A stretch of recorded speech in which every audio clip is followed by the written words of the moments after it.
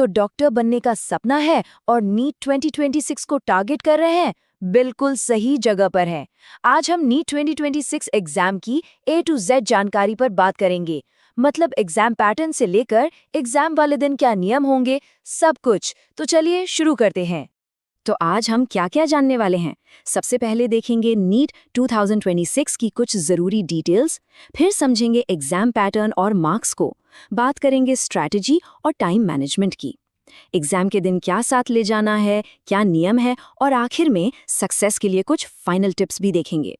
चलिए शुरुआत करते हैं सबसे बेसिक लेकिन सबसे ज़रूरी जानकारी के साथ, नीट 2026 की मुख्य बातें।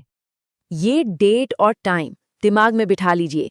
3 मई 2026 एग्जाम दोपहर 2 बजे से शाम 5 बजे तक होगा। लेकिन सबसे ज़रूरी बात क्या है?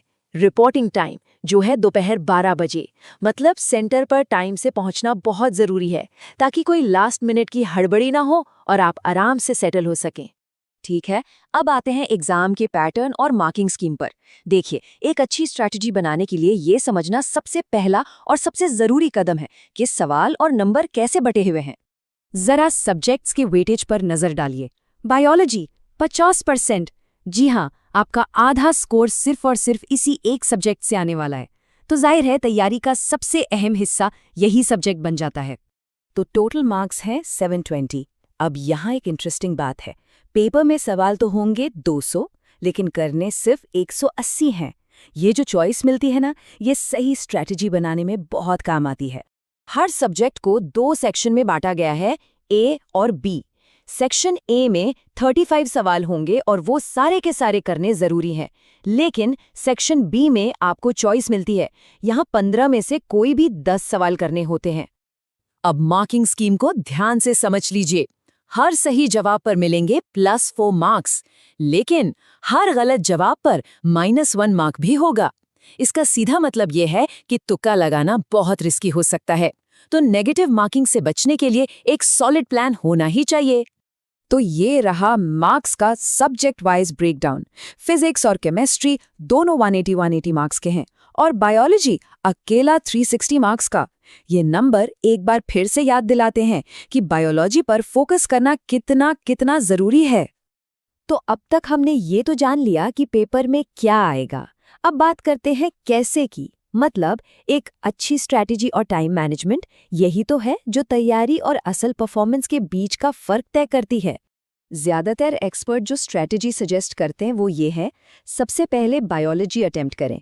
क्यों? क्योंकि ये सबसे ज़्यादा स्कोरिंग है और इसमें कम टाइम लगता है। इसके बाद केमिस्ट्री जो मीडियम डिफ़िकल्टी की होती है, और आखिर में फिजिक्स, क्योंकि इसमें कैलकुलेशंस होती हैं और ये सबसे ज़्यादा टाइम ले सकता है। और टाइम को कैसे बांटें, ये एक रिकमेंडेड प्लान है। बायोलॉजी के लिए करीब 60 मिनट, केमिस्ट्री के लिए 50 मिनट और फिजिक्स के लिए 70 मिनट। इस तरह से आखिर में आपके पास लगभग 10 से 15 मिनट बचेंगे रिवीजन के लिए। चलिए अब बात करते हैं कुछ प्रैक्टिकल चीज़ों की। एग्जाम के दिन क्या क्या साथ लेके जाना है? देखिए, तैयारी जितनी ज़रूरी है उतना ही ज़रूरी सही सामान साथ ले जाना भी है। तो देखते हैं क्या है वो ज़रूरी चेकलिस्ट। ये चेकलिस्ट बहुत बहुत ज़रूरी है। अपने एडमिट कार्ड का एक साफ प्रिंट आउट, एक पासपोर्ट साइज फोटो, बिल्कुल वही जो एप्लीकेशन पर लगाई थी, एक वैलिड आईडी प्रूफ जैसे आधार या पैन कार्ड, एक ट्रांसपेरेंट पानी की बोतल और एक नीला या काला बॉल पेन। याद रखिए, इनके बिना सेंटर में एंट्री नहीं मिलेगी। अब आगे बढ़ते हैं और जानते हैं उन नियमों और पाबंदियों के बारे में जिन्हें फॉलो करना जरूरी है, ताकि एग्जाम वाले दिन कोई भी दिक्कत ना हो। इन चीज़ों को एग्जाम सेंटर के अंदर ले जाना सख्त मना है। Mobile phone, smart watch, Bluetooth device, calculator, कुछ भी नहीं। अगर इनमें से कोई भी चीज़ आपके पास मिलती है तो आपकी उम्मीदवारी कैंसिल हो सकती है। तो सबसे अच्छा यही है कि ये सब घर पर ही छोड़कर जाएं। ड्रेस कोड का भी ध्यान रखना है। लड़कों के लिए सिंपल शर्ट या टी शर्ट पहनना बेहतर है, जिसमें कोई मेटल बटन ना हो, और जूतों की जगह चप्पल या सैंडल पहने। लड़कियों के लिए भी हल्के कपड़े बिना किसी भारी कढ़ाई या गहनों के, और हाई हील्स बिल्कुल नहीं, इससे चेकिंग में आसानी होती है। सेंटर के अंदर भी कुछ नियम है। कम से कम 1 से 1.5 घंटा पहले पहुंचें, बायोमेट्रिक वेरिफिकेशन और चेकिंग में सहयोग करें, और सबसे ज़रूरी, OMR शीट को बहुत ध्यान से बॉल पॉइंट पेन से भरें। OMR शीट में हुई एक छोटी सी गलती भी बहुत भारी पड़ सकती है।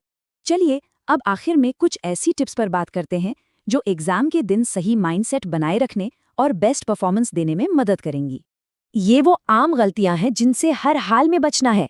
लास्ट मिनट पैनिक करना, बहुत ज्यादा अंदाजे लगाना, किसी एक मुश्किल सवाल पर बहुत ज्यादा टाइम खराब करना या फिर OMR शीट भरने में कोई गड़बड़ कर देना। इनसे बच गए तो परफॉर्मेंस अपने आप बेहतर हो जाएगी। और एक बात हमेशा याद रखनी है, सफलता की कुंजी निरंतरता है। नीट जैसे बड़े एग्जाम में कामयाबी एक दिन में नहीं मिलती, बल्कि ये उन लोगों को मिलती है जो लगातार अनुशासन के साथ सही दिशा में मेहनत करते हैं। तो इस पूरे ब्लूप्रिंट को जानने के बाद अब एक सवाल खुद से पूछने का है, वो कौन सा एक रणनीतिक बदलाव है जो आपकी तैयारी में सबसे बड़ा फर्क लाएगा? इस पर जरूर सोचिएगा।